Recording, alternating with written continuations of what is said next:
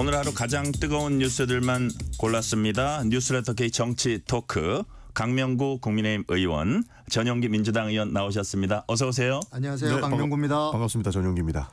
자, 귀한 시간 내주셨고요. 윤석열 대통령과 한동훈 대표 회동 이후에 후폭풍이 일 조짐이 좀 보이고 있습니다. 어렵게 성사된 면담이었지만 성과가 없다는 지적에 친윤계는 한 대표를 향해서 일단 신뢰부터 쌓아라, 이런 목소리도 나오고 있습니다. 자, 강명구 의원님. 네네. 윤 대통령과 한동훈 대표 회담에서 이른바 성과가 나오지 않았던 이유 어디에 있다고 보십니까? 여러 우리 국회의원들께서 네. 지적한 바 있는데, 사람이 먼저 개인 간의 그 관계도 신뢰가 바탕이 되어야 하지 않겠습니까? 이제 그런 상황에서 면담도 하고 독대도 해야 되는데, 면담이나 독대나 이런 형식 가지고 이렇게 좀 싸우신 것 같아요. 그러면서 조금 중요한 내용을 가지고 얘기를 해야 되는데 그렇게 하지 못했다, 그런 생각이 좀 들고, 지금 민주당은 이재명 대표 1심 판결을 앞두고 똘똘 뭉치고 있어요. 네. 이게 이재명 무죄 이유서다 뭐다 지금 서명 사인 받고 똘똘 뭉치고 있는데, 지금 사법부를 정치적으로 지금 압박하고 있고, 또 검찰총장도 탄핵한다 그래요. 대통령도 탄핵한다 그래요. 지금 이렇게 하고 있는데 우리가 지금 분열해서야 되겠느냐, 이 정도로 얘기하면 좋을 것 같아요. 네. 지금 똘똘 뭉쳐야 된다. 뭉쳐야 된다. 자, 전용기 의원님께 똑같은 질문 드릴게요. 네. 대통령과 여당 대표 면담이라는 표현을 썼습니다. 별다른 성과가 없었던 이유 어디에 있다고 보세요? 존중이 없었기 때문이라고 봅니다. 존중이 없었다. 누가 그러니까 누구한테? 서로요? 윤석열 대통령께서 한동훈 대표를 대하는 데에는 존중이 부족했다. 기본적으로 신뢰를 가지려면 존중이 먼저 선행돼야 되지 않겠습니까? 네. 사실 여당의 대표면 다음 지도자로 봐도 무방합니다. 그리고 당 내에서는 최대 지도자인 거죠. 그런데 윤석열 대통령께서는 아직도 한동훈 대표를 부하 직원으로 생각하는 것 같습니다. 그러다 보니 보통 여당 대표와 대통령의 만남은 원탁 테이블에서 다음 지도자를 띄워주듯이, 그러니까 모시듯이 선행되어야 되고, 거기에서 새로운 그림, 그리고 국민들에게 희망을 줄 수 있는 그런 그림 메시지들이 나와야 되는데, 원탁 테이블도 아니었고 작은 테이블에서 마치 취조하듯한 그런 사진만 남겼다라는 거거든요. 그러면 한동훈 대표 입장에서는 받아들이기 쉽지 않죠. 심지어 본인이 이야기했던 세 가지 안들 하나도 안 받아들인 것 아닙니까? 거기에서 부하 직원 다루듯이 그런 방식으로 지금 면담이 이루어지니까 친한계 의원들이 부글부글 할 수밖에 없는 거죠. 그래서 저는 존중이 부족했다, 그렇게 보고 있습니다. 자, 강명구 의원님. 네. 친한계 의원들은 면담 형식과 의전 등 놓고 지금 이제 우리 전용기 의원께서 말씀하신 거하고 비슷한 건데 여당 대표를 홀대했다는 이런 지적은 어떻게 보세요? 우리 전용기 의원님의 지적에 존중받고 싶으면 먼저 존중하라고 얘기하고 싶어요.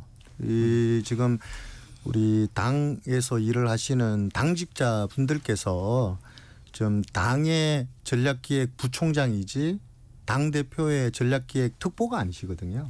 지금 이게 친한계라고 흔히 얘기를 하시면서 지역적인 문제를 가지고 지적을 하거든요. 실질적으로 그 지역적인 문제를 가지고 얘기하게 되면 그 대표의 운신의 폭이 더 좁아진다고 저는 생각합니다. 내용 가지고 얘기해야죠. 원탁 이런 게 중요할까요? 당 대표와 대통령이 만나는데 형식이 중요합니까? 언제든지 만날 수 있는 거예요. 언제든지 밥 먹을 수 있는 거예요. 언제든지 문자 보내고 전화할 수 있는 거죠.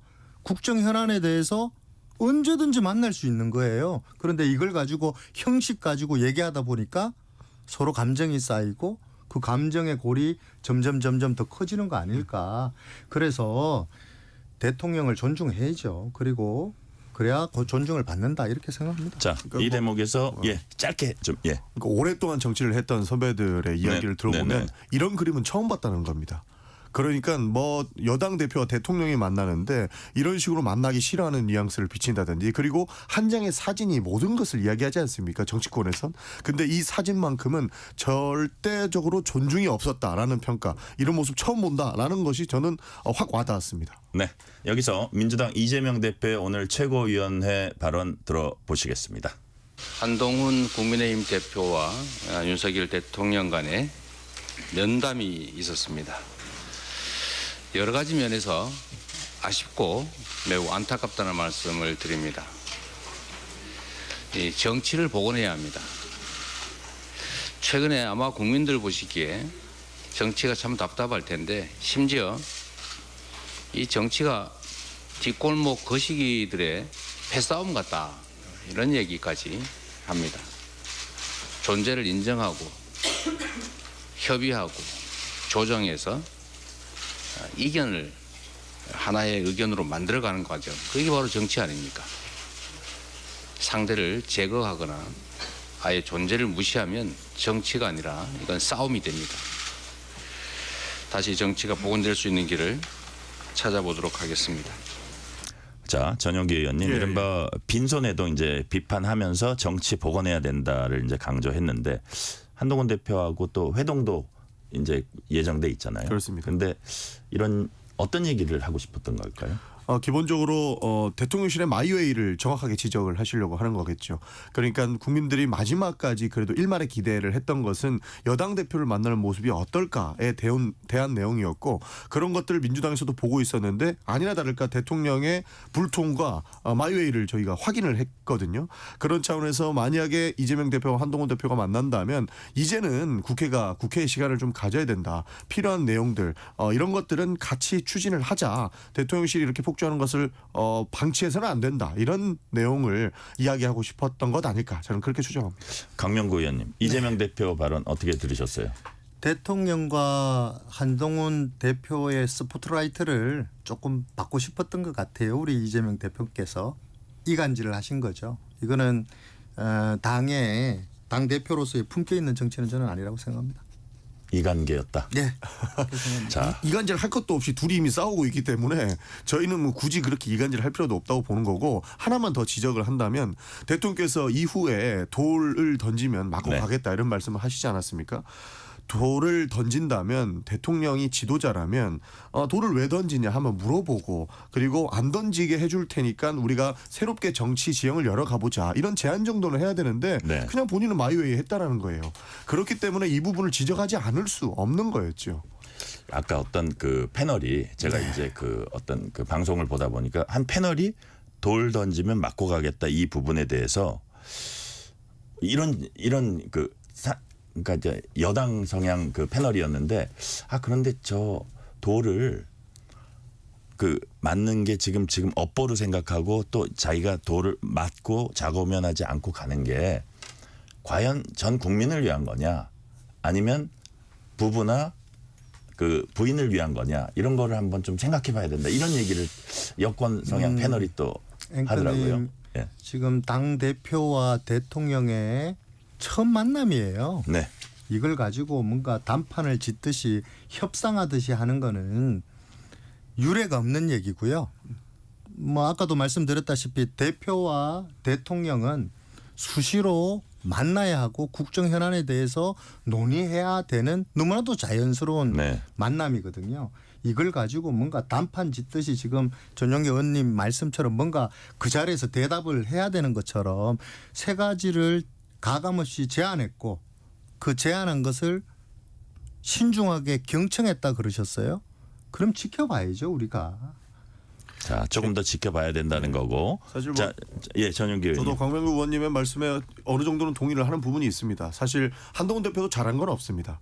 원래 여당의 대표와 대통령의 만남은 혹시나 그 대통령께 부담을 드리지 않을까 하는 마음에 조심스럽게 접근을 해야 되거든요. 그런데 한동훈 대표는 본인의 정치만 생각했는지는 모르겠으나 그 여당 대통령을 만나는데 이것을 생중계하듯이 언론에 대고 본인의 요구안을 먼저 던지고 사실 대통령께서는 받을 수 없는 상황까지 만들어 버렸다. 그 상황적 측면을 제공한 것이 한동훈 대표이기도 하거든요. 받고 싶어도 못 받을 상황까지 만들었다. 그렇죠. 그런 정치적 측면을 제공했기 때문에 저는 한동훈 대표도 잘한 거 없다고 봅니다. 근데 반면에 안 받을 것 같으니까 이렇게 국민들을 상대로 예고하고 그다음 수순을 진행했을 수도 있거든요. 물론 그 뭐 이게 예의가 어떠냐 어떻게 얘기를 할 수는 있지만 그런 측면에서 예고하듯이 막 이렇게 이미 막 얘기를 하진 않았을까 하는 그런 관측이 나와요. 그러면 거꾸로 예. 앵커님 제안을 했어요. 인적 쇄신 얘기까지 했어요. 그 자리에서 대통령께서 그래 오케이 네 얘기가 다 맞아. 수용한다고 생각해 보십시오. 그 말이 됩니까? 저는 말이 안 된다고 생각해요. 그렇게 할 수가 있을까요? 할 수 없다고 생각합니다. 그래서 어찌 됐든 네, 강명구 의원님 말씀해 주셨고 전용기 의원님. 예. 정부 여당과 대통령의 만남 이 모습들이 국민들께 비춰지는 것은 과연 이 사람들이 안정적으로 이 정부를 운영할 수 있을까에 대한 궁금증을 가지게 된 겁니다. 여당과 대통령이 만나는 것 언제든지 만날 수 있고 식사도 언제든지 할 수 있고 뚜렷한 답을 내놓을 수 있음에도 불구하고 네. 그런 모습들이 전혀 보이지 않았기 때문에 저희는 의심하지 않는 것이고 야당으로서 이런 모습들을 방치할 수 없는 것 아닙니까? 그런 차원에서 지적을 했던 것이고 바로 잡아라라고 이야기를 하는 겁니다. 네. 면담 다음 날인 어제였죠. 국민의힘 한동훈 대표가 이른바 뭐 친한계로 분류되는 그런 의원들 20여 명과 만찬을 함께 했다고 합니다.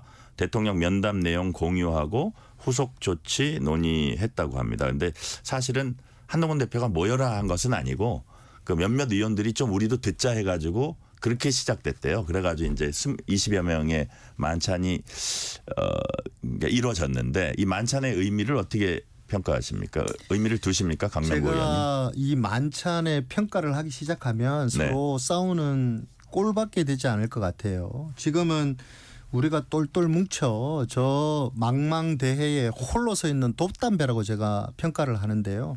우리 민주당의 이 정치적 파상 공세에 우리가 똘똘 뭉쳐 그 싸울 준비 태세를 해야 되지. 지금 그 밥 먹었다고 평가를 하고 분열의 메시지를 내는 거는 지금 현재로서는 맞지 않다고 저는 생각합니다. 자, 강명구 의원님 아주 일관되게 예.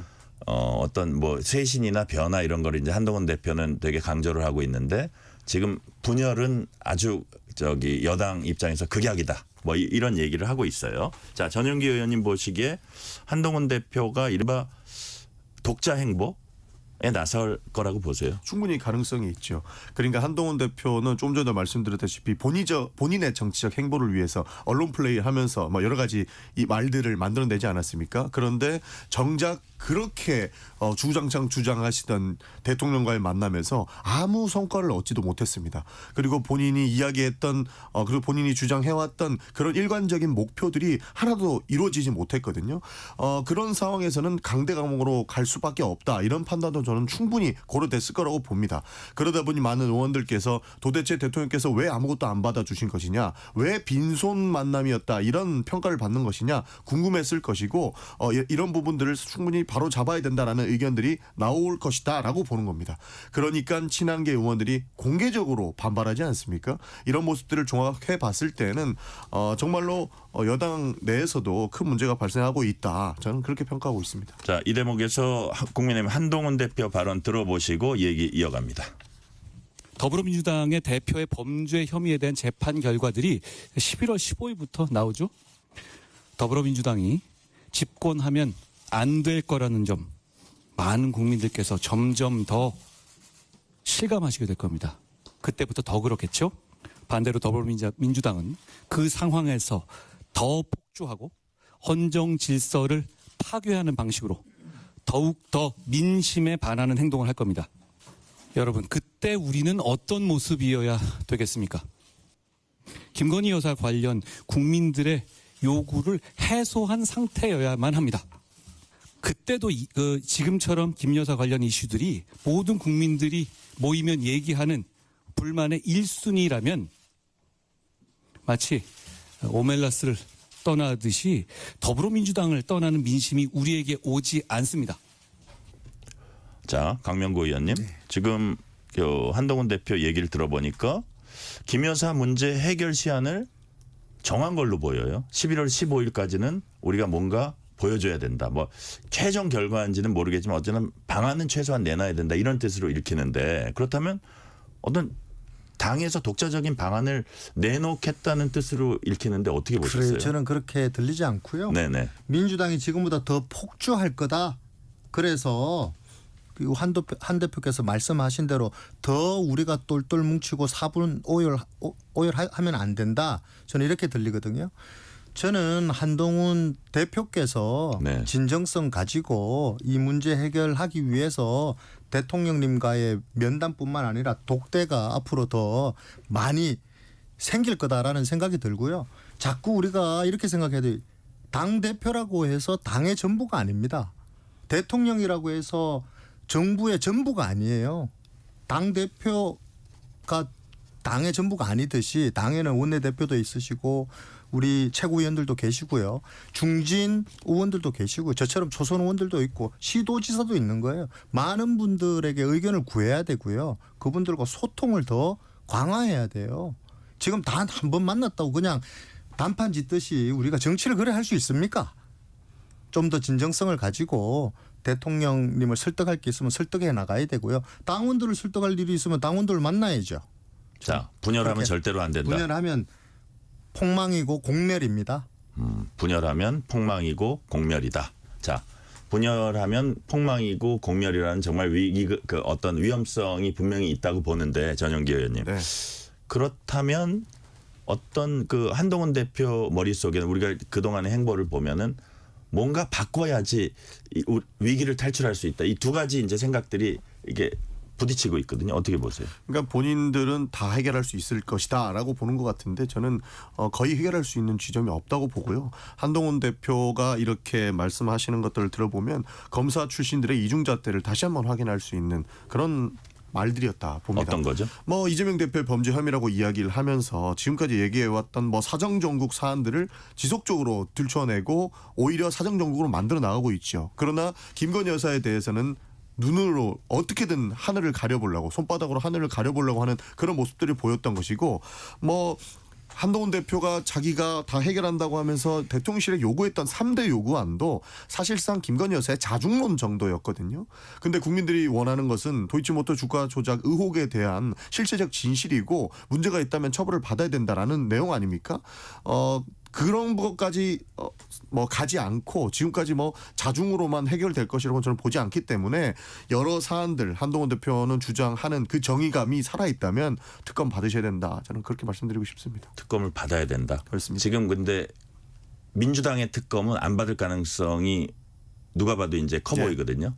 그럼 만약에 한동훈 대표가 독자적인 무슨 방안을 낼 수도 있다고 보세요. 한동훈 대표가 최상병 특검과 관련해서도 3자 특검 본인이 발의하겠다 하시고 아직도 발의 못 하셨지 않습니까? 뭐 김건희 여사의 특검법 3자 특검을 본인이 또 발의할 수 있을까요? 저는 거기에 대한 궁금증이 있습니다. 오히려 3자 특검 정말로 국민이 신뢰하는 중립 지대에 있는 분들께서 추천해서 3자 특검을 오히려 민주당이 요구하고 본인들이 발의를 하겠다라고 한다면 저희는 충분히 검토해 볼 만하다라는 말씀 좀 드리겠습니다. 자, 그러면 지금 그 최상병 특검법도 강명구 의원님 네. 사실은 자기가 당대표 경선 과정에서 얘기해놓고 지금 안 한 거는 사실 당의 분열을 우려했기 때문인 것 같아요. 근데 김건희 여사 특검법을 만약에 여당발로 발의를 한다면 당의 분열상 어떻게 전망하세요? 우리 앵커님 이 김건희 여사 흔히 말하는 리스크하고 네. 특검법하고는 조금 별개의 문제로 우리가 네. 들여다봐야 하지 않겠느냐 이런 생각이 들어요.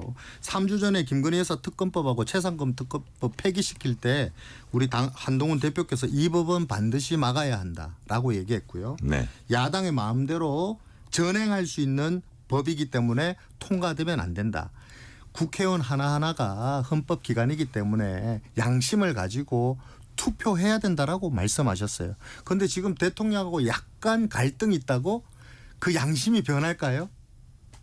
절대로 그렇지 않다. 저는 그렇지 않을 거라고 봐요. 그리고 개개인 국회의원들이 온 국민들이 바라보고 있어요. 자기 양심을 버리고 지금 상황이 대통령하고 지금 대표하고 갈등이 있기 때문에 내 양심을 팔겠다? 그거는 있을 수 없는 얘기고요. 그거는 국민에 대한 도리가 아니라고 생각합니다. 자, 그러면 강명구 의원님 보시기에는 뭐 김건희 여사에 대한 지금 여론이 좋지 않다는 거는 어느 정도 이제 뭐 조사랄까 그런 거에서 좀 나온단 말이에요. 근데 그런 거를 해소할 방법이 특검은 아니다. 다른 방식들이 분명히 있다. 어떤 것들이 있습니까? 지금 대통령실도 그렇고 당 지도부도 그렇고 많은 의견을 듣고 있다. 경청하고 있다라고 얘기하셨잖아요. 네. 저는 그 말이 이렇게 들립니다. 지금 국민들께서 걱정하는 부분이 뭔지 알고 있으니 우리에게 시간을 좀 달라. 방법을 찾아보겠다라고 저는 들리거든요. 네. 그래서 경청하고 있다라는 부분에 포인트를 좀 줬으면 좋겠어요. 그래서 어떤 방식이든 해답을 내놓지 않겠습니까? 전영기 의원이 좀 기다려 주시면 좋은 방법을 내놓지 않겠나 그런 생각이 듭니다. 전영기 의원님 좀 기다려달라는데 어떻게 참 많이 기다렸습니다. 그리고 민주당이 국회에서 통과되는 법안들 정말로 필요한 법안들 그리고 뭐 예를 들어서 정부 쪽에서 필요하다라고 이야기했던 그런 법안들까지 거부권을 하셨어요.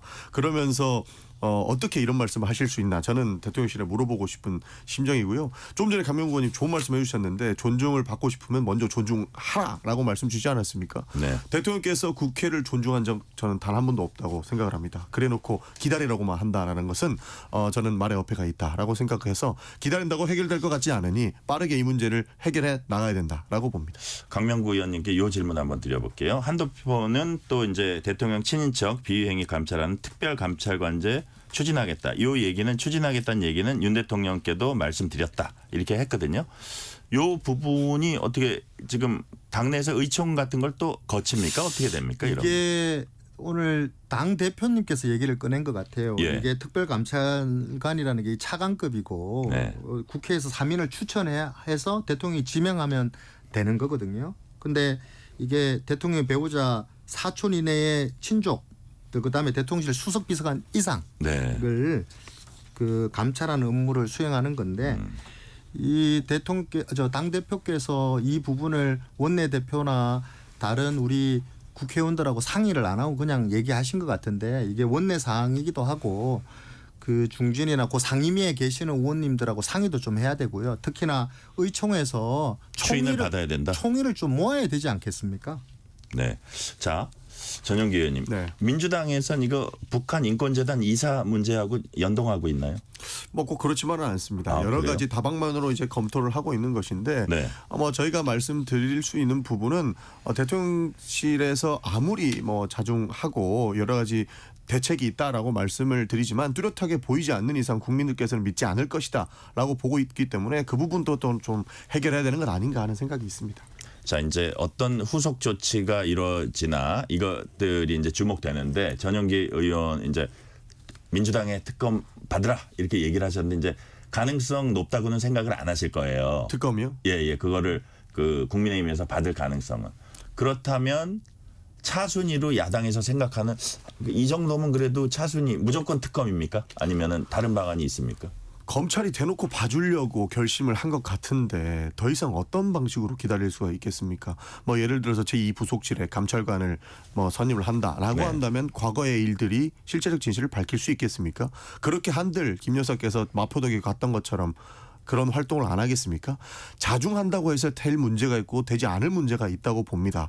과거에 뭐 윤석열 대통령께서도 후보 시절에 그건 결혼 전에 있었던 일 아니냐라고 하실 정도로의 과거의 일이거든요. 그런 부분들 우리가 어떻게 눈 감고 앞으로 자중한다니까 지켜봅시다라고 얘기할 수 있습니까? 저는 그렇게 할 수 없다라고 생각을 하는 것이고 특검을 반드시 통과시켜야 된다고 생각하는 것이고 안 된다면 상설 특검을 검토하고 있는 것 이것을 좀 빠르게 추진을 해야 된다라고 보는 겁니다. 이번에 세 번째 김건희 여사 특검법 그 표결하면 표결 어떻게 전망을 하세요?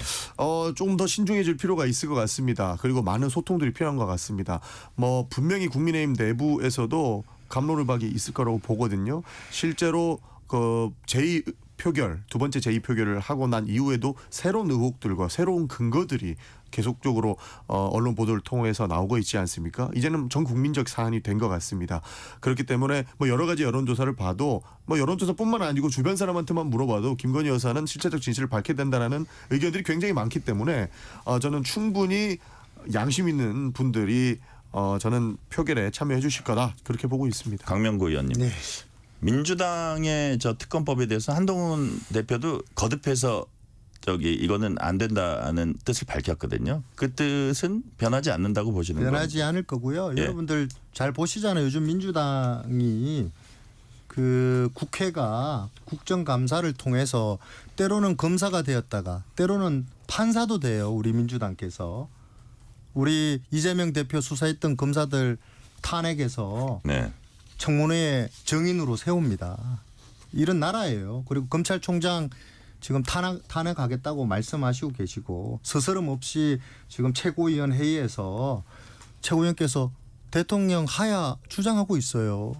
지금 그런 상황에서 지금 우리 한동훈 대표 제3자 추천이든 뭐든 말이 안 된다.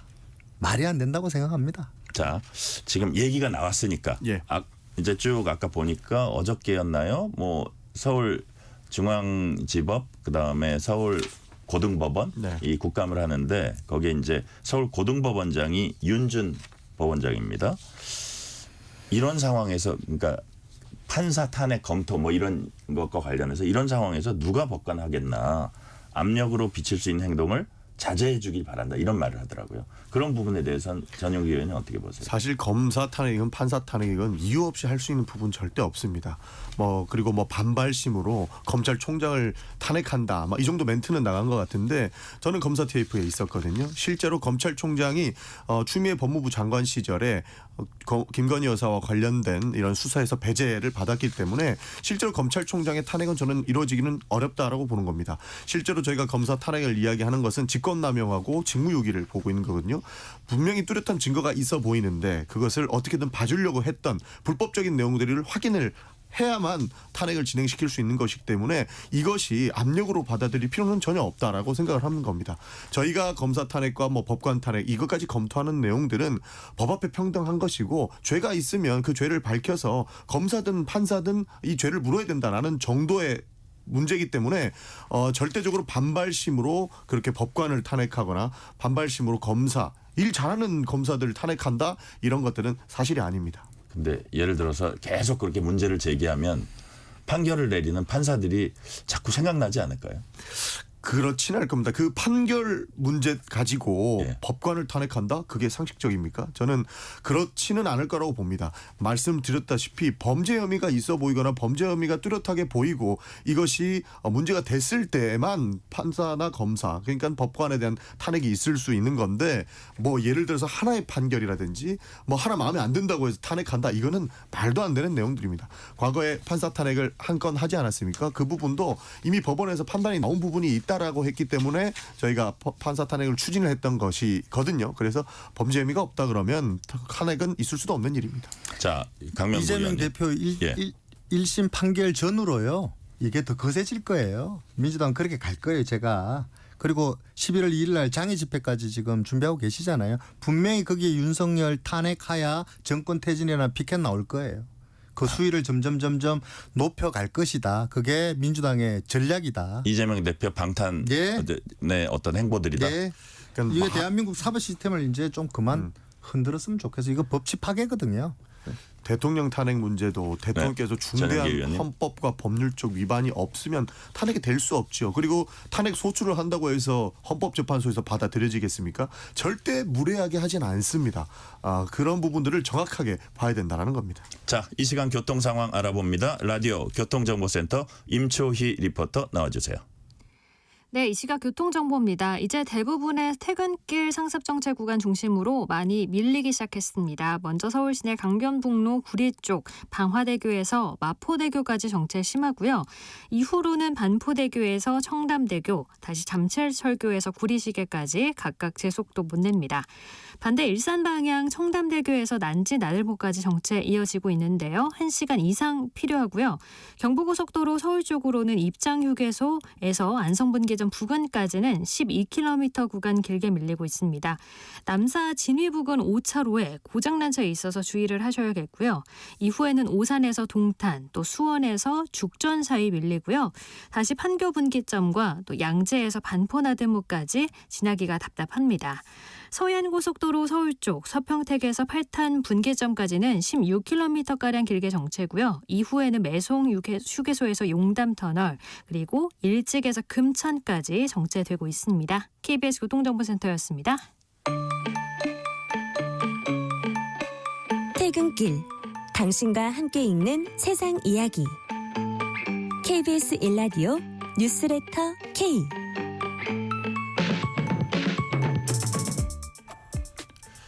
실시간 교통 상황 살펴봤고요. 뉴스레터 K 정치 토크 이어갑니다. 강명구 국민의힘 의원, 전용기 민주당 의원과 얘기 나누고 있습니다.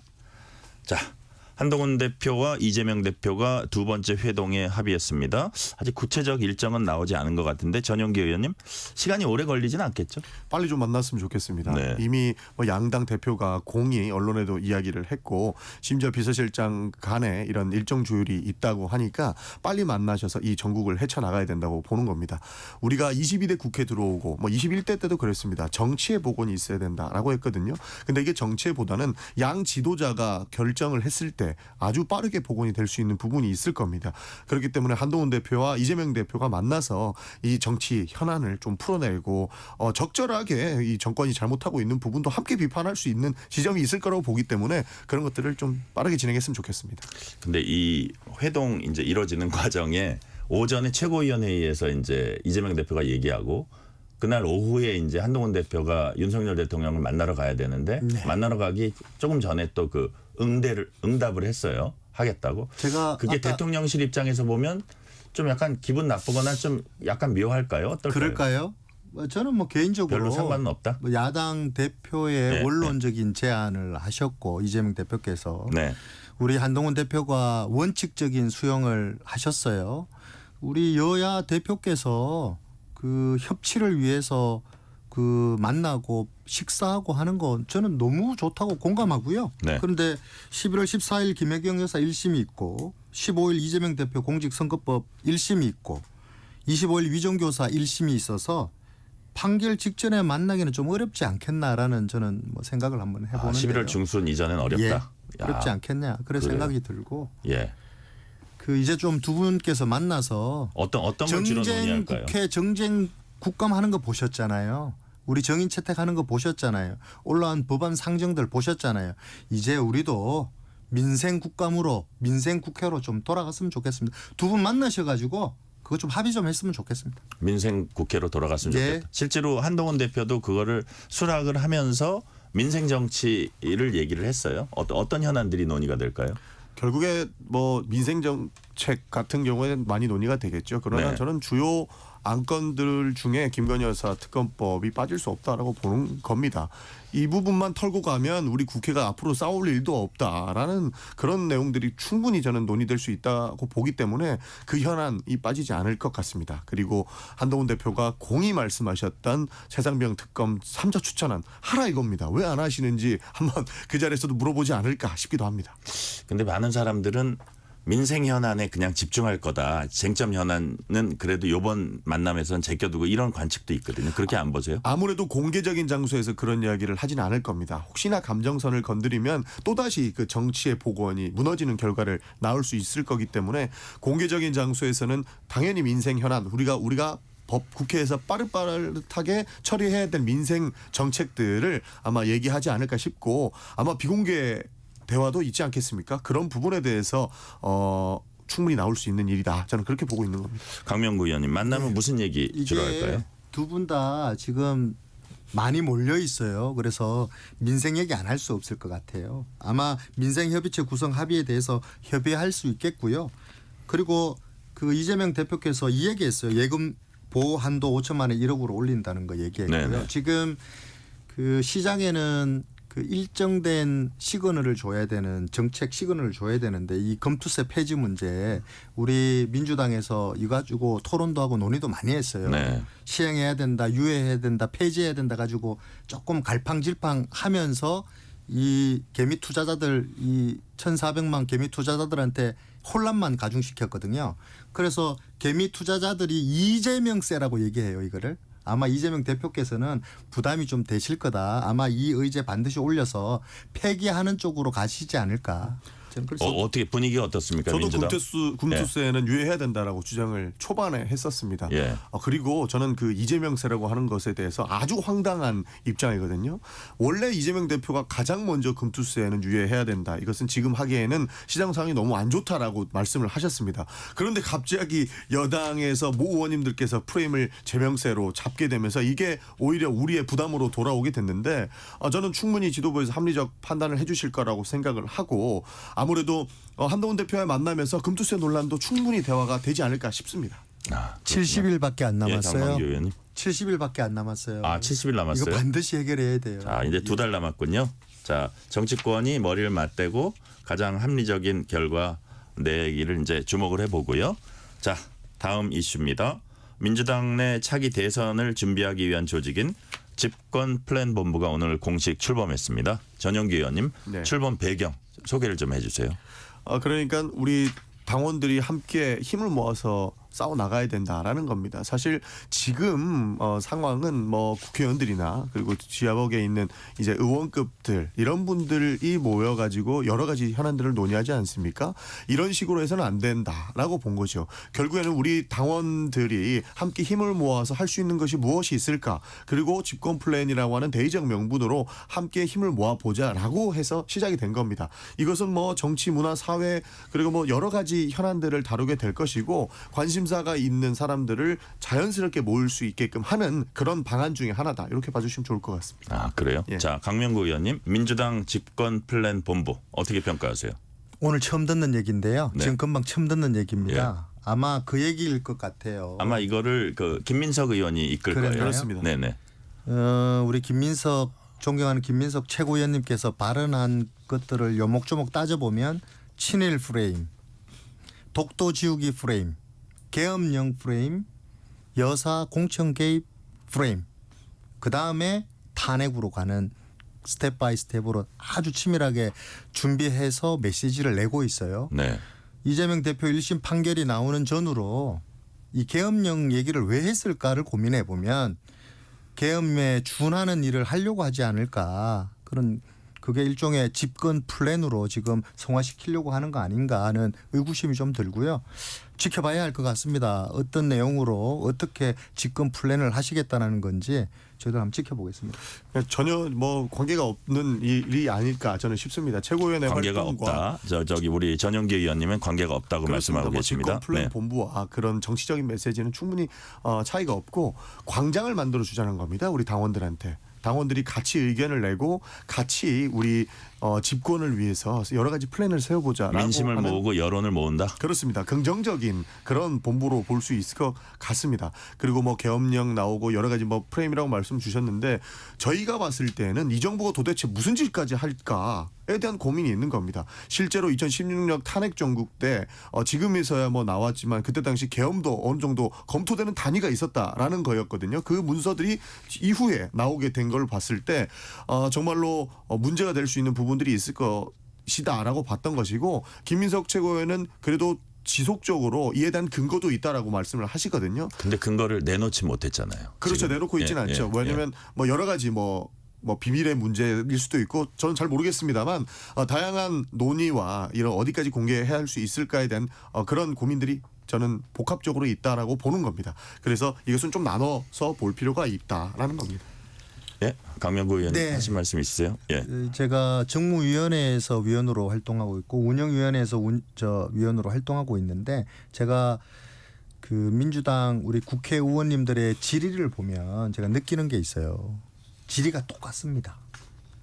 그분들 중에 아마 민생국회 질의하고 싶은 의원들 많았을 거라고 봐요. 그러나 처음부터 끝까지 질의가 똑같습니다. 처음에는 친일 프레임 질의, 독도 지우기 프레임 질의, 그다음에 계엄령 질의, 그다음에 여사 공천 개입 문제 질의였거든요.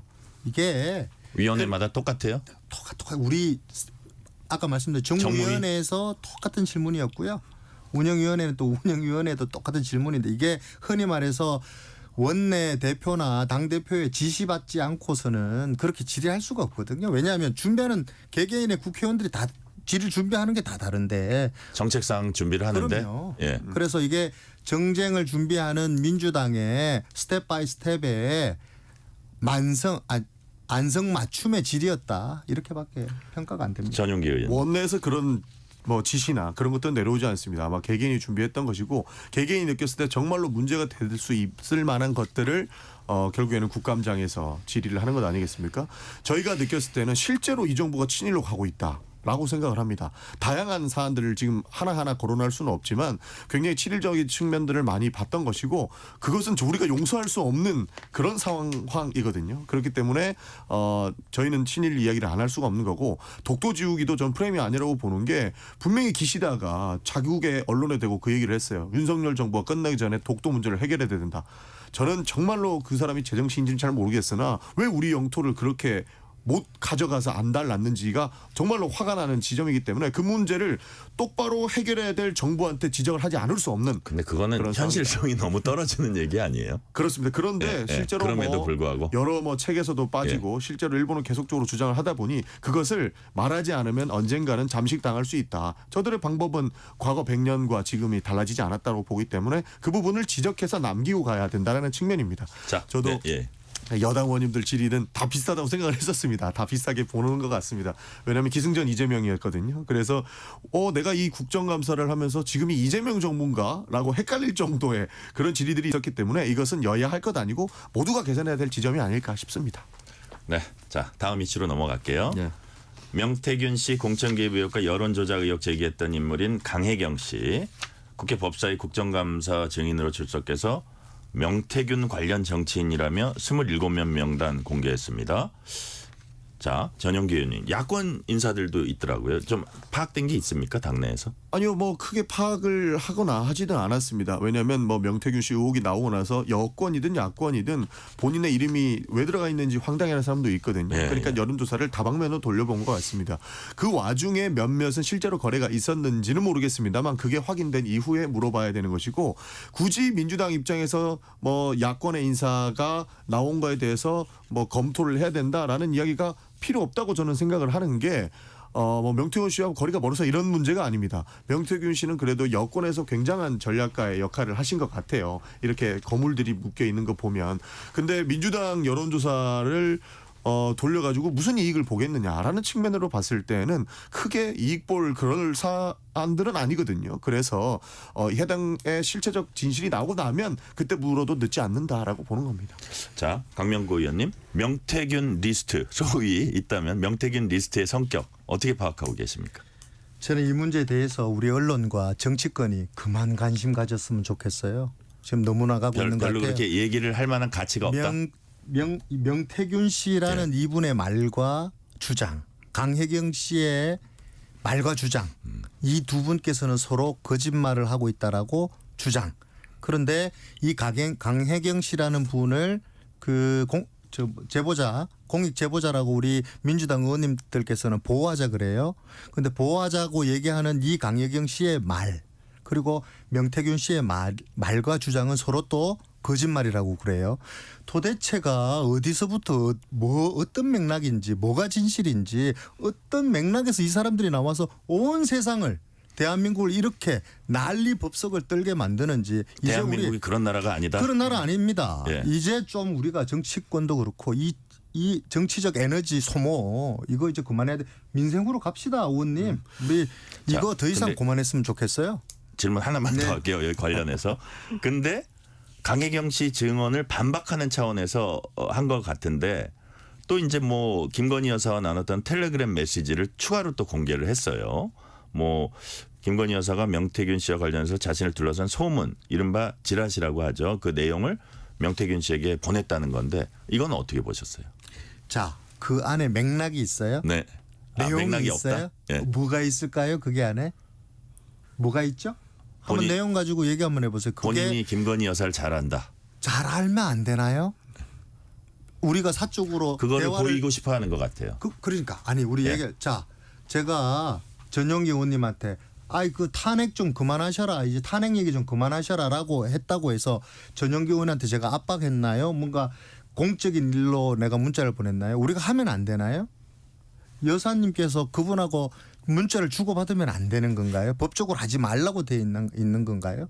자, 저는 예. 이거 너무 우리가 황당무계한 진짜 일들로 우리가 너무 휘둘리고 있는데 휘둘리고 있어요. 자, 지금 언론에다가 왜 보도하냐 이거를 하기 전에 정치권에서 이거 정리하면 되잖아요.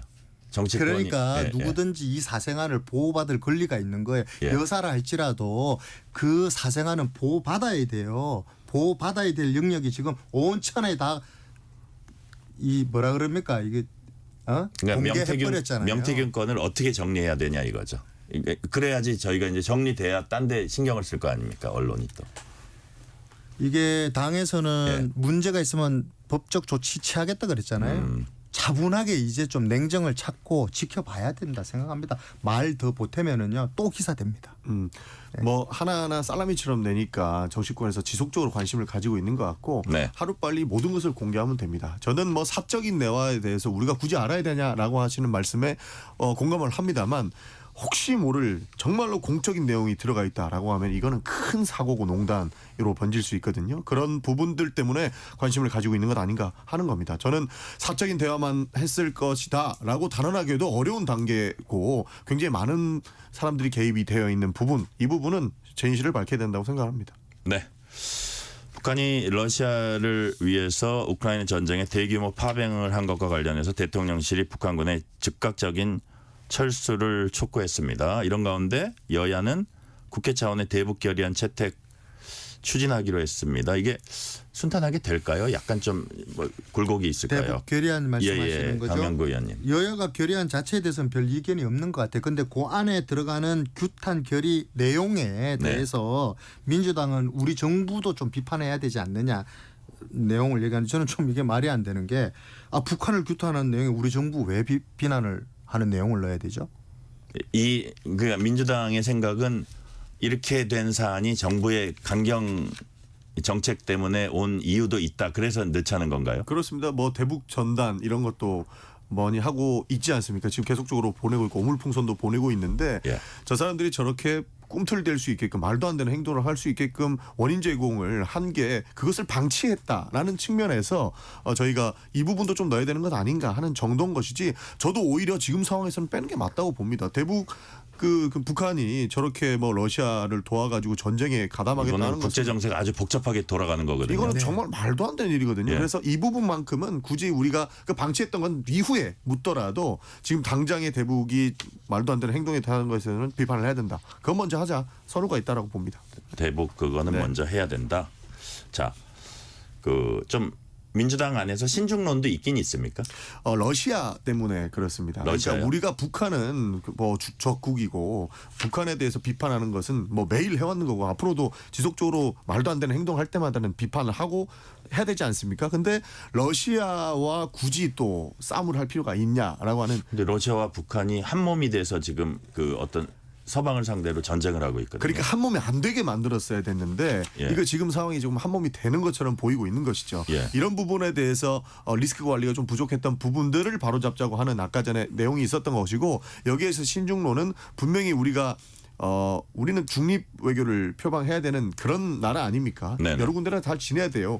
이런 부분들 때문에 신중론이 조금 나오고 있는 것으로 압니다. 경제적인 부분부터 시작해서 그렇습니다. 강명구 의원님 뭐 시간 한 3-40초 남았는데 네. 한 말씀 해 주시죠. 우선 유엔이 러시아의 우크라이나 침공을 불법 침공이라고 규정해버렸어요. 우리 정부도 이 규정을 맞습니다. 지금 따르고 있고요.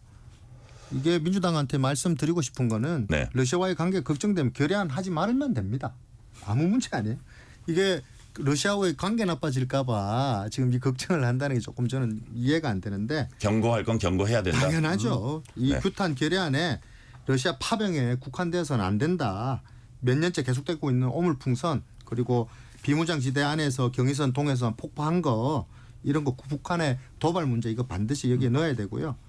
그 민주당도 러시아가 부담된다면 이 규탄 결의안 내용이 북한의 도발 행위에 대한 비중을 늘리면 좋을 것 같다. 네. 신중하자는 거지 잘못한 건 지적해야 됩니다. 네, 자 여기까지 말씀 듣겠습니다. 지금까지 강명구 국민의힘 의원, 전용기 민주당 의원이었습니다. 말씀 감사합니다. 감사합니다. 5230님이요. 뉴스레터 K 변함없이 청취합니다. 하루의 주요 뉴스 정리해주는 뉴스레터 K 유익하고 느낌 좋은 뉴스레터 K 응원합니다. 감사합니다. 자, 뉴스레터 K 1부 순서 마치고 2부가 이어집니다.